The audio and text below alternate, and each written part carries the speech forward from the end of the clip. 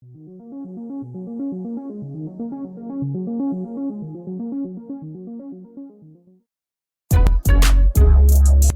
people reviews stuff. They also say this product is the price is quite good. We've found pros and cons on this type of product. But overall, it's a supreme product and we are well recommend it. When you however want to know more details on this product, so read the reports of those who have already used it.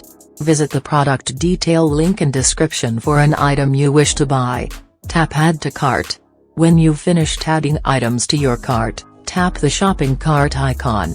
If you need to edit the items in your cart, tap save for later or delete next to the item in the cart. Tap proceed to checkout and follow the on-screen instructions.